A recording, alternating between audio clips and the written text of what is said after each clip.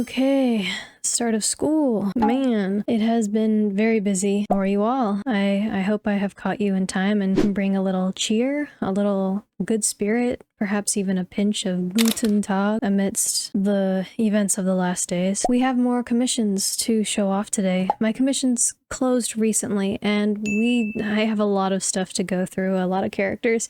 I still need to reach out to some people, so several people have come forward with their awesome cutesy or just downright beautiful characters, and I have gotten a chance to redesign them. If you are still waiting on me to reply to you, don't feel bad about sending me a poke in the DMs, by the way. I need that reminder. Alright, so we've got some speed paints to watch. Let's get on with it.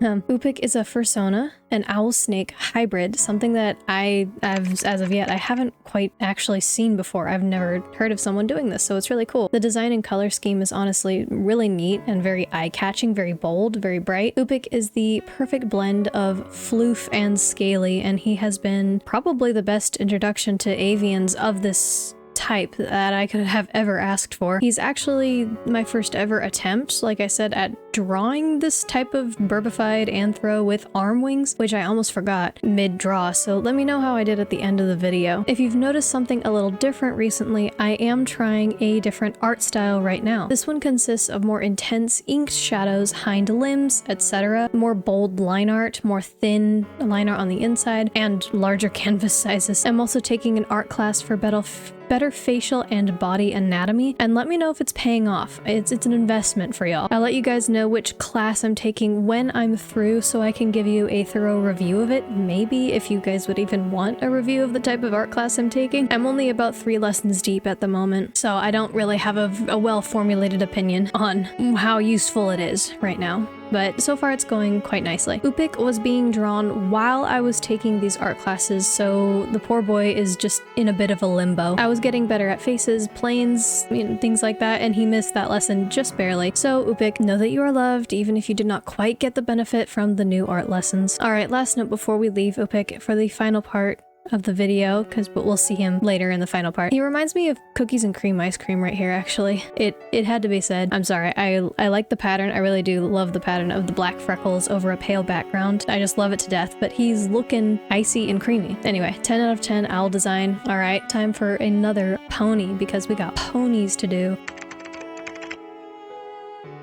Meet another private main 6 pony type I had the pleasure of redesigning, Lily Bloom. Lily is a gal for sure, a sweet one with a solid helping of sass in the words of her creator. She's into gardening and baking, and she can get a little into the gossip, a little bit into the tea. In the words of her creator again though, it's all in good fun and she knows to never cross the line, which that's good. Good friendship. Now I have a particular style with my Pegasi. I typically draw them with a feathered manes, tails, and fetlocks. Oh yeah, and feathered ears, which you could actually see me talk about in this older video before my art style changed, so you could go see that if you really wanted, if you're feeling it. Anyway, while communicating with Lily's creator, we tried both regular and feathered tail and mane like hairstyles and such. Lily's creator was really super happy with the feather ponytail that I messed up on, but also really liked the tail of hair that I drew, like that flavor. So we settled on combining the two, the feathered mane and the tail with regular pony hair. The creator and owner actually even switched around Lily's parents to match or something. One earth pony, one Pegasus, so like both traits could be seen and still fit with my art style, but then also still fit with the creator story. So that was really cool. Very neat. It was building lore while drawing, so that's pretty cool. Stories are being made. I'm actually going to interrupt Lily's long drawing process to thank my members, Knights, Nobles, Civilians, Royals, Embrace 56, Crafty Crow, Entity X, Cosmic Cadet, Silverflesh Cloudwing, Sean at Dawn, Busy Reading, and Skelly. Thank you so much for sticking with me through this very slow patch. I've been rather neglectful with updates recently due to frantic business and some really hard news. But again, I appreciate you so much. You and every person watching this video right now are contributing to my inspiration and growth. Here's to you all never having tooth pain again, and let us return to the Lily. As I was drawing, I mentioned a ponytail that I kind of really messed up on a little bit, and the way I messed up on it was because I thought it was a ponytail. Turns out Lily was actually wearing a headband, and I gave her the ponytail that was actually meant for a different pony. Like, the other pony was supposed to have a ponytail, not this one. So anyway, totally got switched around, but it worked out in the end. I figured it would just work well, however. That's why I initially was like, oh yeah, ponytail, because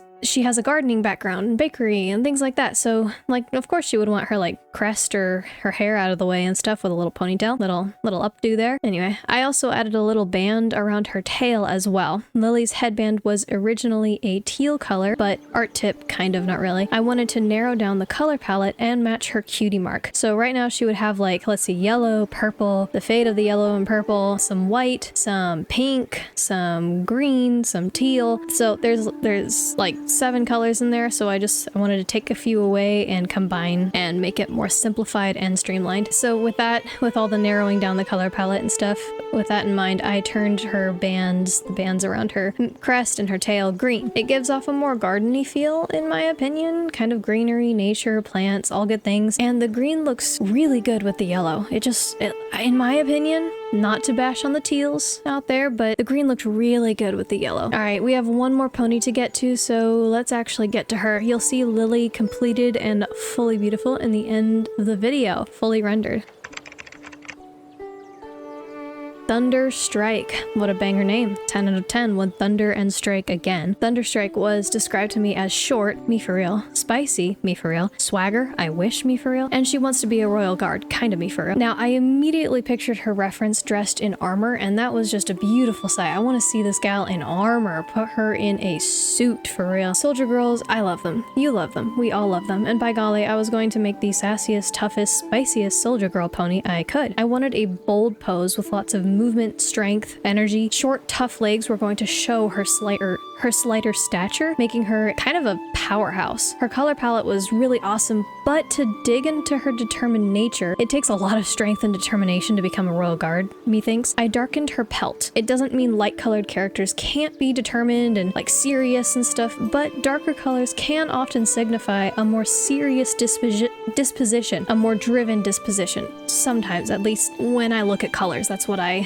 seek. It doesn't have to be that stereotypical, but I just tried it and it worked out quite nicely. Her blues and yellows stand out a lot more as well against the darker gray. They really pop, and the yellow especially, just really, it looks really good against the dark. It stands out. I like the lightning of a storm, a thunderstrike, which fits into the name, right? I briefly tried a regular mane and tail for Thunder's creator to try, and you'll notice I did not keep her regular mane length. I drastically shortened her mane, but I added a ponytail to her tail. I figured a gal who's becoming a royal guard would probably trim her mane quite a bit, kind of like how we've seen on alternate royal guard Rainbow Dash, like in that one alternate dimension where she was serving Nightmare Moon. She had like a mohawk, like really trimmed hair, so that just made sense to me. You cut your hair when you're a royal guard, you get it out of the way. Maybe Thunderstrike could be a boss babe with like a long mane, but I really like the shape it gave her silhouette. It made it unique. It made her look serious. She looks like a pixie gal, a little pixie gal. I'm partial to pixie cuts, I'm kind of biased. Anyway, she is crested now with a feathered tail as well. She is just so shaped. I almost couldn't figure out a way to include her iconic lightning-shaped streak in her hair, but then I tried inverting the streak in a couple areas. So coloring a bunch of yellow and then erasing to make a thunder, like a lightning strike look. The result is really gorgeous. I got to keep like more yellow all around and then also have like this cool thunder crack look. Really neat. I liked it. Let me know what you think of it though. Oh, and also I was given free reign to redesign her cutie mark as well, and it came out really cool in my opinion. I'm gonna zoom in on it if I can, if it's like up on the screen, I don't know, the speed of the speed paint, anything. I really like the fade that I put on the bolt in the cloud, and I really like how the bolt curls around the leg, goes all the way down, kind of like they twist together the bolt and the cloud, how a scar kind of disrupts the flow of lightning. I randomly brainstormed about scars and was given the go-ahead, so she is also very scarred up, this Thunderstrike. I like to think it was because she's been practicing and working just so hard for the royal guard position, and she often falls or endures scrapes and accidents. She's developing the highest ever pain tolerance for real, so she's gonna be one heck of a general if she ever gets to that position. Alright, I have prattled on long enough. Let us see their final results.